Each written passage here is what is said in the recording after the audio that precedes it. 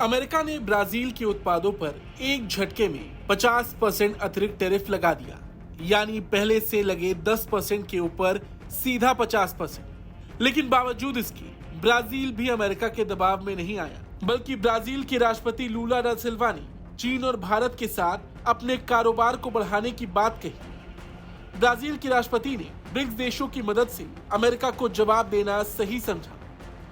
उन्होंने कहा, ब्रिक्स देश मिलकर जवाब देंगे और अमेरिका की टैरिफ पॉलिटिक्स को इंटरनेशनल डिप्लोमेसी से काटा जाएगा। ब्राजील के राष्ट्रपति ने ऐलान किया कि ब्रिक्स देशों की एक ऑनलाइन बैठक बुलाई जा रही है, जिसमें 2 बड़े मुद्दे पर चर्चा होगी। पहला, ट्रंप के टैरिफ का जवाब कैसे दिया जाए, और दूसरा, डॉलर को बाईपास करने के लिए साझा मुद्रा यानी कॉमन ट्रेड करेंसी की दिशा में अगला कदम क्या हो। ब्राजील के राष्ट्रपति बोले, हमें लोकतंत्र, वाणिज्यिक सम्मान और बहुपक्षवाद पर भरोसा है। अमेरिका जो जुआ खेल रहा है वो शायद उनके लिए उल्टा पड़ जाए, यानी साफ है, अब ब्रिक्स अमेरिका की मनमानी नहीं झेलेगा। ट्रंप ने चेतावनी दी थी कि अगर ब्रिक्स ने डॉलर को बाईपास करने की कोई मुद्रा बनाई तो 100% टैरिफ लगा दिया जाएगा। लेकिन ट्रंप की तमाम चेतावनी के बाद भी ब्राजील झुकने का नाम नहीं ले रहा। ब्राजील के राष्ट्रपति ने 2 टूक कहा, हम डॉलर को नुकसान नहीं पहुंचाना चाहते, लेकिन ब्रिक्स के भीतर एक अलग ट्रेड करेंसी की जरूरत है।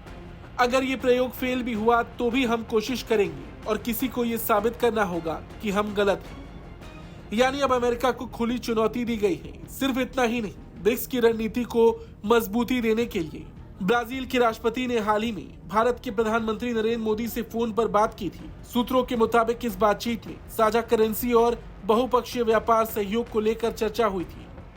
लूला मानते हैं कि भारत ब्रिक्स की रीढ़ है और मोदी की लीडरशिप के बिना ये बदलाव संभव नहीं। कुल मिलाकर देखा जाए तो ब्रिक्स सिर्फ नाम नहीं, एक मोर्चा बन रहा है, जिसमें ब्राजील, रूस, भारत, चीन और साउथ अफ्रीका के साथ अब ईरान, इथियोपिया, मिस्र, सऊदी अरब और यूएई जैसे ताकतवर देश भी शामिल हो चुके हैं। कुल मिलाकर देखा जाए तो अमेरिका के लिए आगे का रास्ता आसान नहीं होने वाला।